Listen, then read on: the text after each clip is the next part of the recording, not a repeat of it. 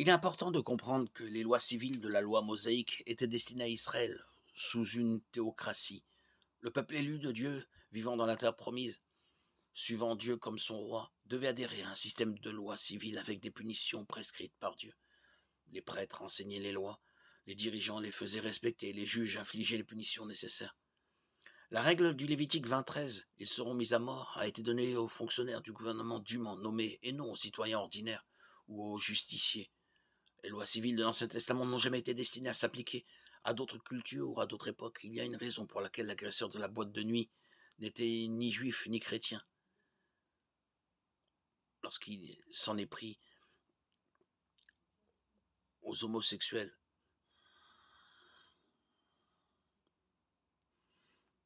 dans cet attentat, cette attaque terroriste. Les juifs et les chrétiens comprennent l'intention et les limites de la loi de l'Ancienne Alliance.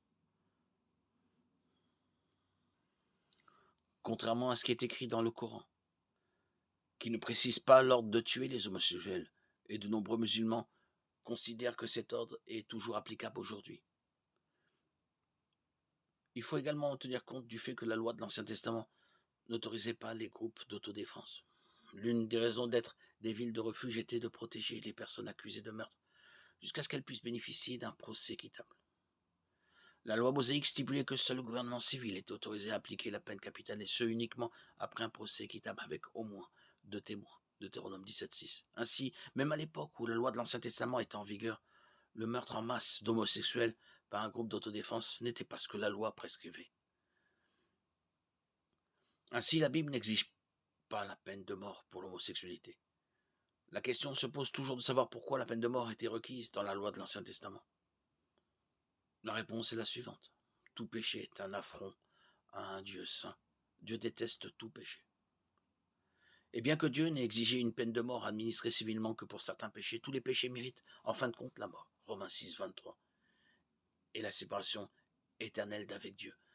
La Bible décrit l'homosexualité comme une abomination, une perversion immorale de l'ordre créé par Dieu. La pureté du peuple de Dieu dans la terre promise était d'une importance vitale, tout comme la continuité des lignées, dont l'une conduirait au Messie. C'est pourquoi Dieu a exigé la peine de mort pour ceux qui avaient des relations homosexuelles. L'homosexualité est toujours immorale et contre nature, mais nous ne sommes plus sous l'ancien système du gouvernement juif. En termes d'obtention du pardon de Dieu par la foi en Jésus-Christ, l'homosexualité n'est pas un péché plus grave qu'un autre. Par le Christ, tout péché peut être pardonné. Le salut est accessible à tous par la foi, Jean 3:16. Lorsque ce salut est reçu, le Saint-Esprit qui habite en nous fournit les moyens de vaincre le péché par une nouvelle création, 2 Corinthiens 5:17.